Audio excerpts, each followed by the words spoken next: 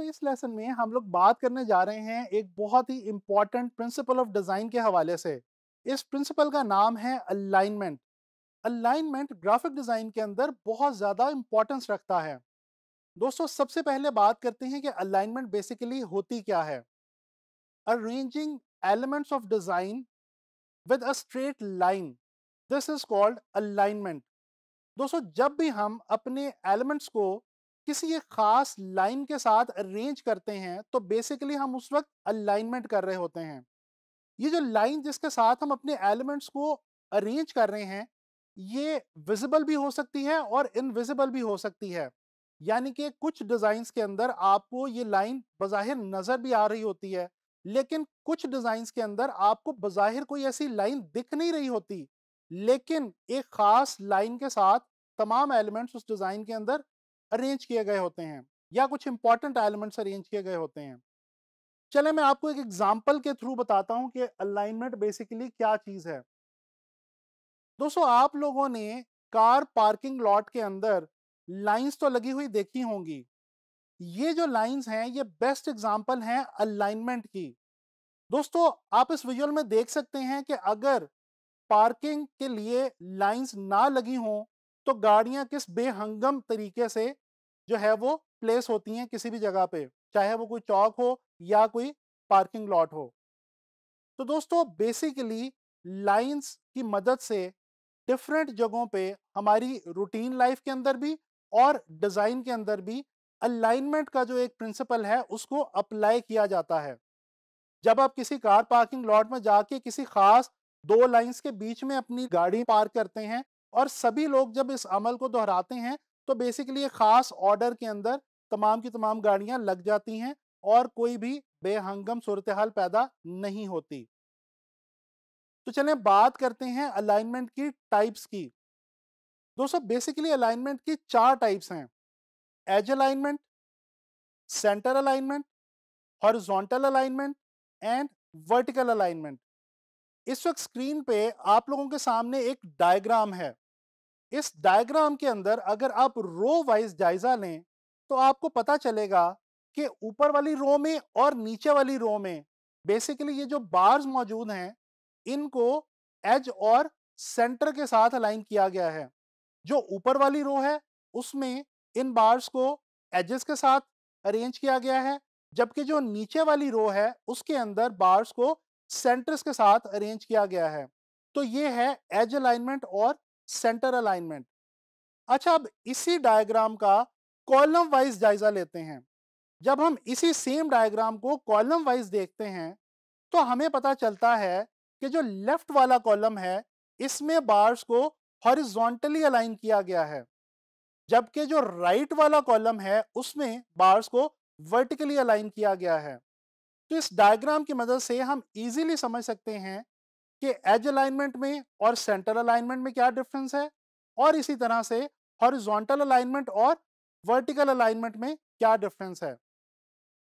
दोस्तों अलाइनमेंट का graphic design के अंदर बहुत ही इंपॉर्टेंट रोल होता है जब हम किसी भी एलिमेंट को टेक्स्ट के साथ जो है वो प्लेस करते हैं या कोई ऐसी सिचुएशन हो जिसके अंदर हम टेक्स्ट का बहुत ज़्यादा इस्तेमाल कर रहे हों, जैसा कि हम ब्रोशर्स में करते हैं, प्रेस ऐड में करते हैं या वेबसाइट वगैरह में करते हैं। तो इस सिचुएशन के अंदर टेक्स्ट की अलाइनमेंट बहुत ही इंपॉर्टेंट रोल प्ले करती है। ज़रा इस डायग्राम को देखें। यहाँ पे चार किस्म की अलाइनमेंट्स आपको दिखाई गई हैं टेक्स्ट के हवाले से। पहली है सेंटर अलाइनमेंट, फिर है लेफ्ट अलाइनमेंट, फिर है राइट अलाइनमेंट और फिर है जस्टिफाइड अलाइनमेंट। दोस्तों आप देख सकते हैं कि सेंटर अलाइनमेंट के अंदर जो टेक्स्ट है वो तमाम का तमाम सेंट्रल लाइन के साथ प्लेस किया गया है। इसके बरक्स जो लेफ्ट अलाइनमेंट वाला कॉलम आपके सामने है, इस कॉलम के अंदर टेक्स्ट को लेफ्ट लाइन के साथ अलाइन किया गया है, प्लेस किया गया है। इसी तरह से राइट अलाइनमेंट वाले कॉलम में टेक्स्ट को राइट साइड पर जो लाइन है उसके साथ प्लेस किया गया है। और जो जस्टिफाइड अलाइनमेंट है इसके अंदर टेक्स्ट को बाहर की दोनों एजेस वाली लाइंस के साथ प्लेस किया गया है और इस तरह से अरेंज किया गया है कि टेक्स्ट जो है वो एक पूरी कंप्लीट कॉलम की शक्ल हमें जो है वो मुहैया कर रहा है। तो जब आप टेक्स्ट को अलाइन करते हैं तो ये 4 बेसिक टेक्स्ट अलाइनमेंट की जो है वो कैटेगरीज होती हैं जिनके अंदर हम आम तौर पर टेक्स्ट को अलाइन कर रहे होते हैं। दोस्तों इस वक्त स्क्रीन पे आप लोग एक पोस्टर देख सकते हैं।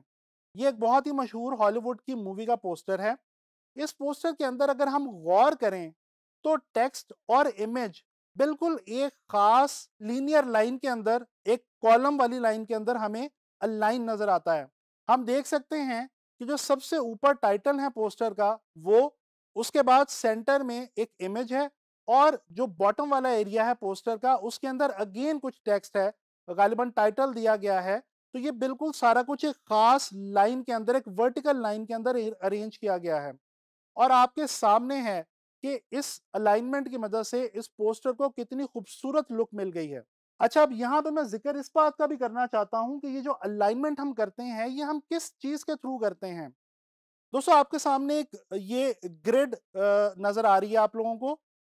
ये जो ग्रिड है ये बेसिकली हॉरिजॉन्टल और वर्टिकल लाइंस का एक कॉम्बिनेशन हुआ करती है और ये ग्रिड ही वो चीज होती है जिसकी मदद से हम ग्राफिक डिजाइन के अंदर टेक्स्ट को या टेक्स्ट के साथ डिफरेंट ग्राफिकल एलिमेंट्स को, जैसा कि पिक्चर्स और वेक्टर्स वगैरह को हम प्लेस करते हैं, अरेंज करते हैं या अलाइन करते हैं।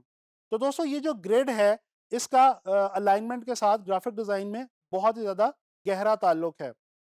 आप लोगों ने कुछ डिफरेंट एग्जांपल्स की मदद से अलाइनमेंट के बारे में डिफरेंट इंफॉर्मेशन इस लेसन के अंदर जो है वो लर्न की है।